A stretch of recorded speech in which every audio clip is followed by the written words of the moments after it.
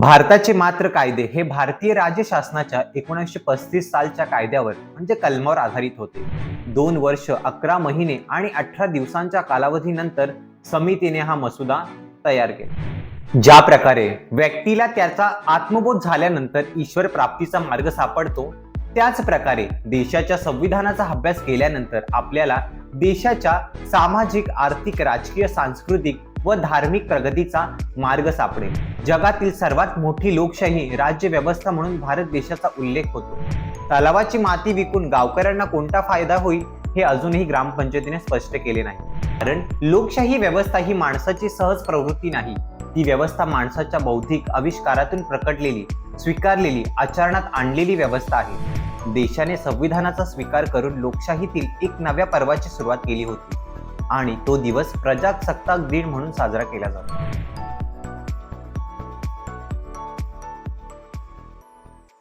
प्रजासत्ताक म्हणजेच जेथे देशाचा प्रमुख वारसा हक्काने निवडला न जाता लोकनिर्वाचित पद्धतीने प्रत्यक्ष किंवा अप्रत्यक्ष निवडणुकीच्या माध्यमातून निवडला जातो आणि जेथील सर्व शासकीय कार्यालये, पदे देशाच्या सामान्य नागरिकांसाठी खुली असतात.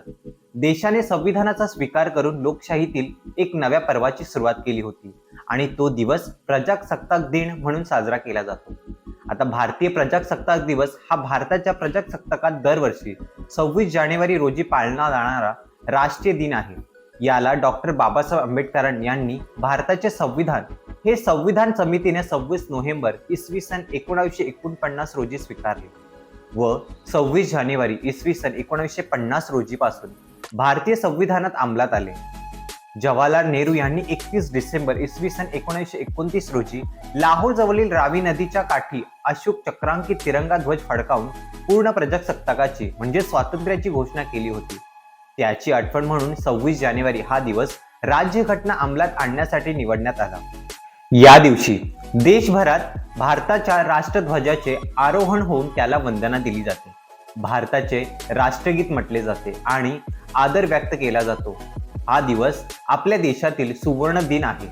या दिवसाची प्राप्ती हजारो देशभक्तांच्या बलिदानातून झाली होती. या दिवशी शाळा महाविद्यालयांमध्ये भाषणाचे कार्यक्रम आयोजित केले जातात. भारतीयाला ब्रिटिश राजवटीपासून 15 ऑगस्ट 1947 ला स्वातंत्र्य मिळाले. यामागे भारताचा स्वतंत्र लढा आणि त्यातील स्वातंत्र्यवीरांच्या बलिदानाचा मोठा सहभाग आहे. तेव्हा स्वतंत्र भारताला स्वतःचे संविधान नव्हते. भारताचे मात्र कायदे हे भारतीय राज्य शासनाच्या 1935 सालच्या कायद्यावर म्हणजे कलमावर आधारित होते.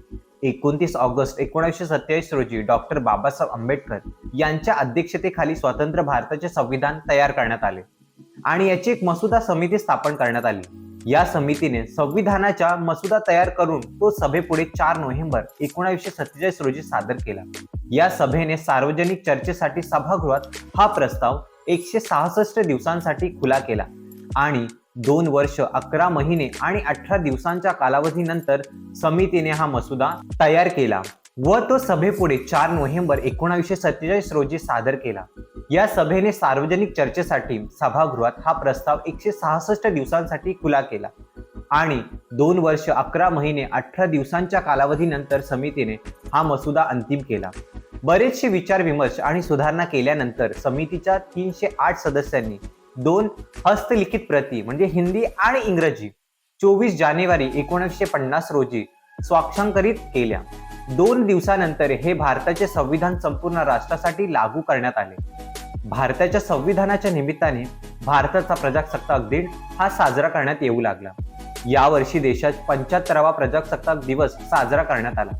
परंतु आजही 90% लोकांना लोकशाही, प्रजासत्ताक, संविधान याविषयी काहीच माहिती नसते आणि दुर्दैवाने यामध्ये सुशिक्षित आणि उच्च शिक्षित लोकांचा सुद्धा समावेश आहे. डॉक्टर बाबासाहेब आंबेडकरांनी संविधानात सर्वांसाठी आहे हे सांगितले आहे. त्यामुळे भारतातील प्रत्येक नागरिकांनी संविधान अभ्यासले पाहिजे, मग तो कोणत्याही क्षेत्रात असो. संविधान देशाचा आत्मा आहे. ज्या प्रकारे व्यक्तीला त्याचा आत्मबोध झाल्यानंतर ईश्वर प्राप्तीचा मार्ग सापडतो, त्याच प्रकारे देशाच्या संविधानाचा अभ्यास केल्यानंतर आपल्याला देशाच्या सामाजिक, आर्थिक, राजकीय, सांस्कृतिक व धार्मिक प्रगतीचा मार्ग सापडेल. परंतु आजही आपल्या देशात एखाद्याला लोकशाही म्हणजे काय विचारले तर तो निवडणुकीत बोटावर जी शाही लावली जाते तिला लोकशाही असे म्हणतात. लोकशाहीची ही सर्वात हास्यास्पद विडंबना आहे. लोकशाही एक जीवन पद्धती आहे. ती आपल्याला रोज जगायची आहे. त्यासाठी आपल्याला संविधानाचा अभ्यास करणे गरजेचे आहे. आपल्या संविधानात स्वातंत्र्य, बंधुता, स्त्री-पुरुष समानता ही मूल्ये भारतीयांनी स्वीकारली, जोपासली. त्यातून प्रजासत्ताक लोकशाही राष्ट्र म्हणून भारत देशाचा नावलौकिक जगभर झाला आहे. जगातील सर्वात मोठी लोकशाही राज्य व्यवस्था म्हणून भारत देशाचा उल्लेख होतो. 20व्या शतकात स्वतंत्र झालेल्या अनेक राष्ट्रांनी लोकशाही स्वीकारली, पण ही व्यवस्था रुजवण्यापूर्वीच अल्पकालातच मोडून गेली. लोकशाही स्वीकारली जाते, टिकवली जाते, पण ती रुजतेच असं नाही. असे का होते? कारण लोकशाही व्यवस्था ही माणसाची सहज प्रवृत्ती नाही. ती व्यवस्था माणसाच्या बौद्धिक आविष्कारातून प्रकटलेली, स्वीकारलेली, आचरणात आणलेली व्यवस्था आहे. त्यामुळे ही व्यवस्था मानवी मूल्यांनी स्थापित झालेली व्यवस्था आहे. स्वातंत्र्य, समता, बंधुता, स्त्री-पुरुष समानता या मूल्यांच्या प्रकट विचार आचारातून जी व्यवस्था निर्माण होते ती लोकशाही व्यवस्था. माणसाची सहज प्रवृत्ती आणि बौद्धिक आविष्कार या दोन स्वतंत्र बाबी आहेत. सक्षम प्राणी शारीरिक क्षमतेच्या जोरावर कल्पाचे रक्षण करतो आणि तो म्होरक्या होतो. सर्वजण त्याची सत्ता मान्य करून रक्षित होतात. सक्षम नेतृत्वाच्या हाती सर्व सोपावून सुखाने जगणे ही माणसाची सहज प्रवृत्ती. राजा, प्रजा, राजेशाही याच प्रवृत्तीतून निर्माण होते. माणसाचे मन सुखलोलूप असते. सुरक्षितता, सुख, आराम, संपत्ती, संचय, संवर्धन, रक्षण या माणसाच्या प्राथमिकता आहेत. परंतु माणूस फक्त शरीराने सक्षम नसतो, तो बुद्धीने सुद्धा सक्षम असतो. माणसाचे बौद्धिक, मानसिक आविष्कार सहज प्रवृत्त व प्राथमिकतेच्या पुढे जाऊन मानवीय बौद्धिक, मानसिक आविष्कारांच्या व्यवस्था निर्माण करतात.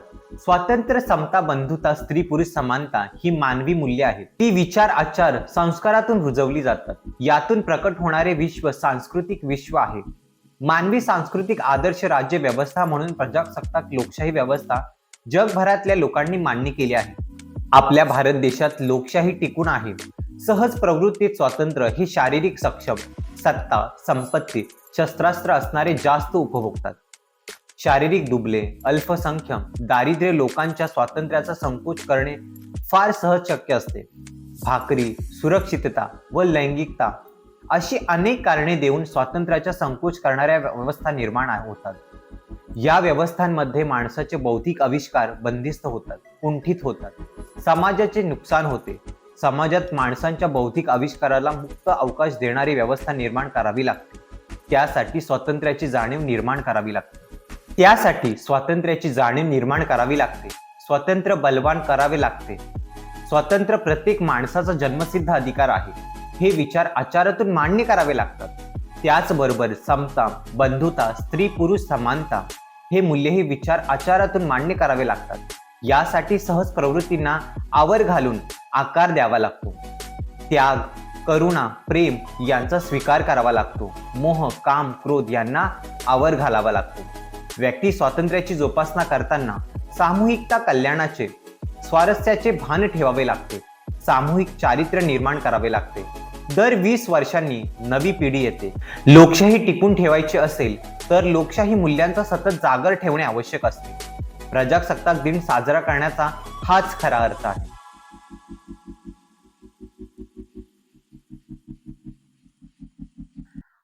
मंडळी, मुलींचा जन्मदर वाढून मृत्यूदर कमी करण्यासोबतच मुलींच्या शिक्षणाला चालना मिळावी यासाठी राज्य शासनाकडून लेक लाडकी ही योजना राबवण्यात येत आहे. पिवल्या, केशरी, शिधापत्रिका धारकांना याचा लाभ मिळणार आहे. मुलींच्या जन्मानंतर ती 18 वर्षाची झाल्यानंतर तिला 1,00,000 रुपये मिळणार आहे. राज्य शासनाकडून 1 एप्रिल पासून ही योजना राबवण्यात येत आहे. ही योजना जिल्हा परिषदेच्या महिला व बाल कल्याण विभागामार्फत राबवण्यात येत असून या योजनेतील लाभाची रक्कम लाभार्थ्यांना थेट लाभ हस्तांतरण DBT द्वारे बँकेत जमा होणार आहे. 1 एप्रिल 2023 नंतर ज्यांना एक मुलगी आहे अशांना ही योजना लागू होणार आहे.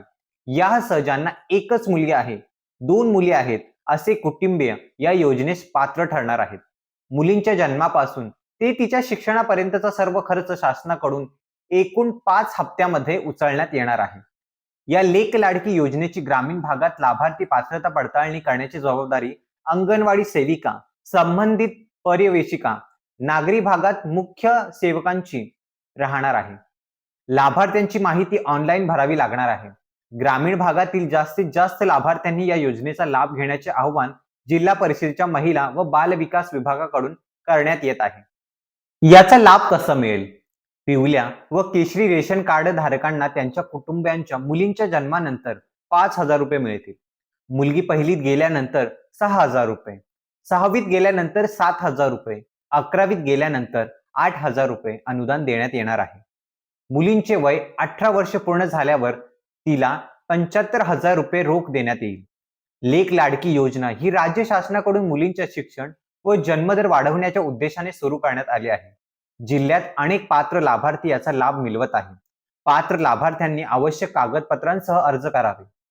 त्यासाठी लागणारे कागदपत्र म्हणजेच लाभार्थ्याचा जन्माचा दाखला, उत्पन्नाचा दाखला, यामध्ये तुमचे वार्षिक उत्पन्न 1 लाखाच्या आत हवे, पालकांचा आधार कार्ड, महाराष्ट्र बँकेचे पासबुकची प्रत आणि रेशन कार्डाची प्रत, हे सर्व कागदपत्र तुम्ही पंचायत समितीमध्ये जमा करू शकता व या योजनेचा लाभ घेऊ शकता.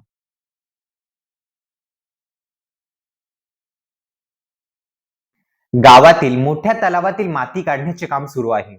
ही माती मुंबई वडोदरा या हायवेसाठी वापरली जात आहे. हा तलाव म्हणजेच गावातील लोकांची पोटभर आहे. या तलावाच्या काठी गावकरी आपली शेती करतात. या तलावाच्या पाण्यावर आपली शेती पिकवतात. तसेच थोड्या प्रमाणात मासेमारी व भुशी काढण्याचा व्यवसाय चालू होता. तलावाची माती विकून गावकऱ्यांचा कोणता फायदा होईल हे अजूनही ग्रामपंचायतीने स्पष्ट सांगितलेले नाही.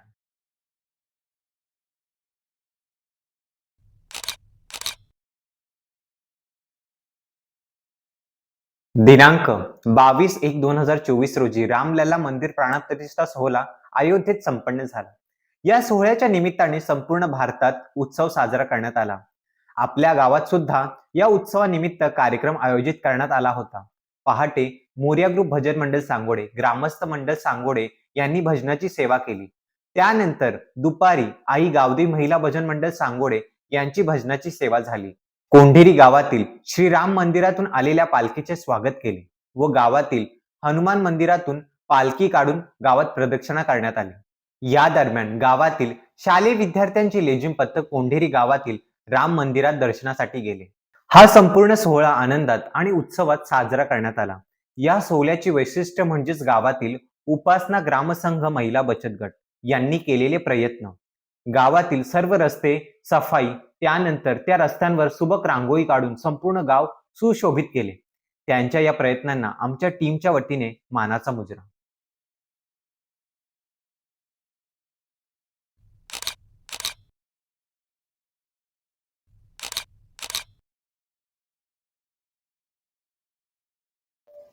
दिनांक 26 जानेवारी रोजी गावातील जिल्हा परिषद शाळेत 75वा प्रजासत्ताक दिवस साजरा करण्यात आला. शाळेतील विद्यार्थ्यांनी गावातून प्रभात फेरी काढली व त्यानंतर भाषण, गाण्यांचा कार्यक्रम तसेच सांस्कृतिक कार्यक्रम संपन्न झाले.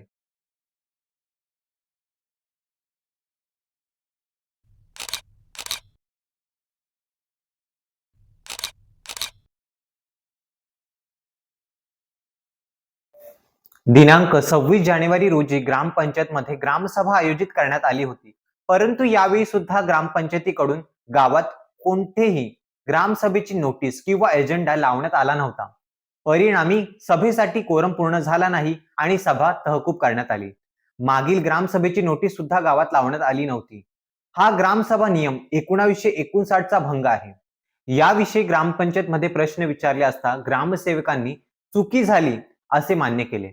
पुढे नोटीस वेळेवर लावण्यात येईल अशी कबुली दिली. तरी या तहकूब सभेची पुढील तारीख 1 फेब्रुवारी 2024 रोजी दुपारी 2 वाजता ठरवण्यात आली आहे. ग्रामस्थांना विनंती असेल की त्यांनी या तहकूब सभेसाठी उपस्थित राहावे आणि आपले प्रश्न या ग्रामसभेपुढे मांडावे.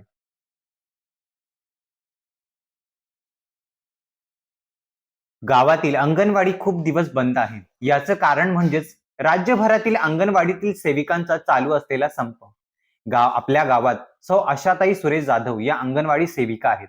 अंगणवाडीतील मुलांना शिकवणे व सांस्कृतिक कार्यक्रमाची तयारी करणे, त्याचबरोबर गावात जन्मलेल्या मुलांच्या नोंदी ठेवणे, तसेच दर महिन्याला त्यांच्या वजनाच्या नोंदी ठेवणे व लसीकरणाबाबत माहिती देणे, गावातील लहान मुलांना पोषण आहार पुरवणे, गावातील गर्भवती महिलांच्या नोंदी ठेवणे व त्यांना पोषण आहार पुरवणे इत्यादी कामे त्यांना पूर्ण करावी लागतात. त्यांच्या सुरू असलेल्या त्यांच्या या हक्काच्या लढाईसाठी ग्रामस्थांनी त्यांच्या पाठीशी राहणे गरजेचे आहे. या होत्या गावातील आठवड्याभरातील काही घडामोडी. व्हिडिओ आवडल्यास जास्तीत जास्त शेअर करा आणि आपल्या प्रतिक्रिया आणि सजेशन्स आम्हाला कमेंट बॉक्समध्ये कळवा.